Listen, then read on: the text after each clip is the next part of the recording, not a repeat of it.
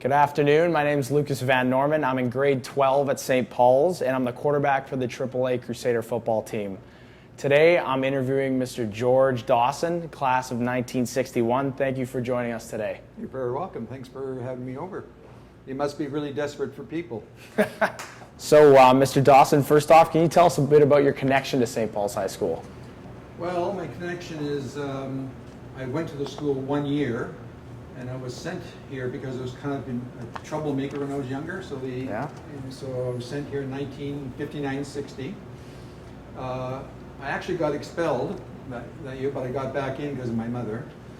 And what was funny about that is because the person who expelled me, Father Monahan, ended up hiring me in 1967. Oh, yeah?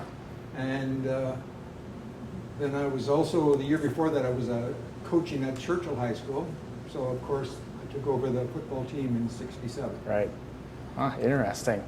The school at the time in 1967, there was only about 250 students.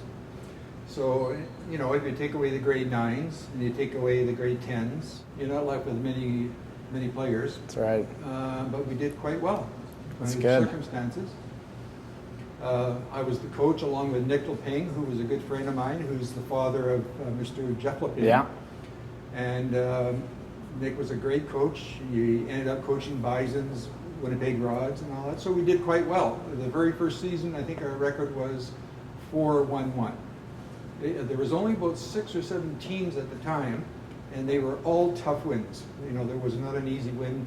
You know, like there was no 60-0 and that kind of thing. Right, Every game was tough. You know, so we did quite well. And in those days, it was tough to win for St. Paul's because they didn't have an age limit like they have now. Yeah. And St. Paul's always had 15, 16-year-olds.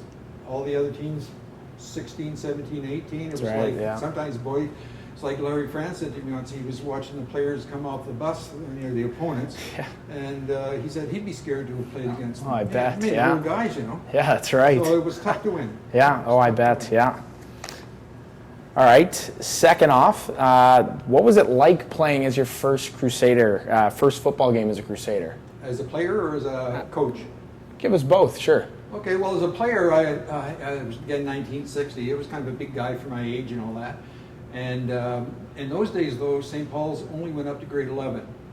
This would be in the 1960s. And so university you had a choice of going to grade 12 in high school, which St. Paul's didn't offer, or else you go to university. That would have been called first-year university. Right. So St. Paul's only went up to grade 11. Mm-hmm.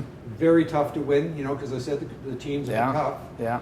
I even remember, I think our record was 2-4, which was pretty good for, you know, playing against, again, not only older guys, but one grade higher. Yeah. So that was when I started. I had a background playing in Sabantel, like Sabantel, midget and all that kind of stuff. And then when I started at St. Paul's, as I said, it was pretty tough. You know, the picking was slim for players. The league was real tough, but we did quite well the first 3 or 4 years.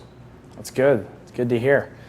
Well, what was some of your favorite moments or greatest moments as a Crusader player? Well, as a player, as I said, I only played the 1 year, and I said our record was 2-4, so the just winning a game, 2 games was a kind of a big deal. Yeah. You got to remember too, in those days, high school football was a big deal. I mean, they would pick all-star teams, and they would have everybody's picture in the paper. I mean, it was a big deal. Both newspapers covered it.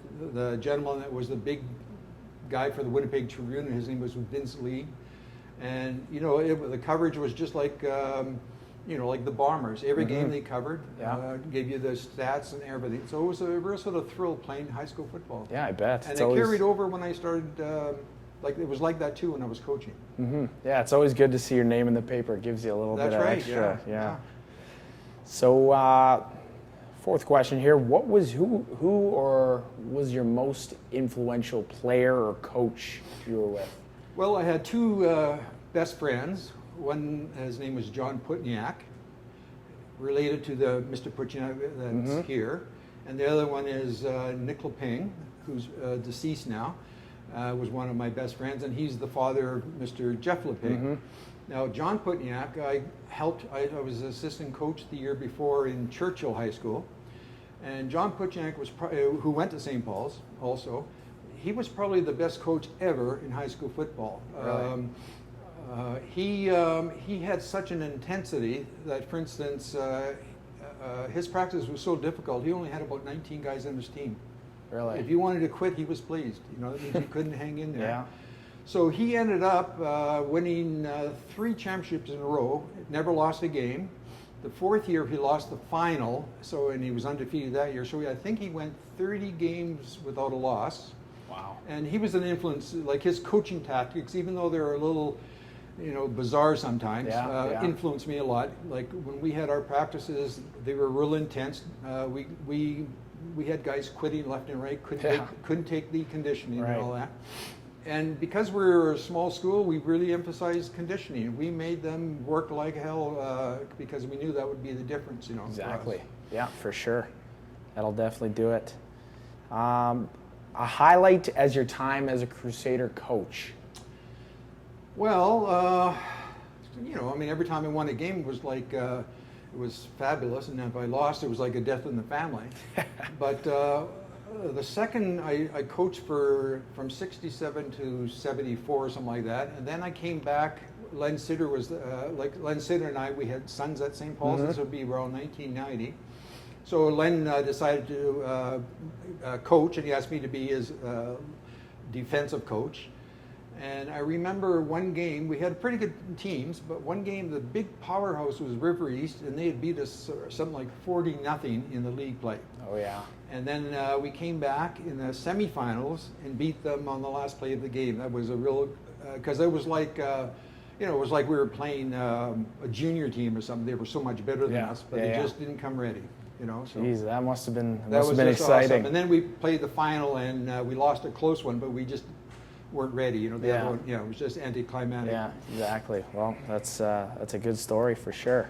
So, what was it like having your sons come to play St. Paul's, kind of in your footsteps? I just treated them like anybody else. But they were treated just like anybody else. And in fact, when the one son was playing, they had a player on the team by the name of Dan Kronick, who's now dead, but he was an unbelievable player. He's a fullback. He ended up playing for Hamilton Tiger Cats. Oh yeah. But he was such a good athlete. He went to McGill. He was very smart. He won the Harry Hood, and when he was at McGill, he played 2 sports: university football and university hockey.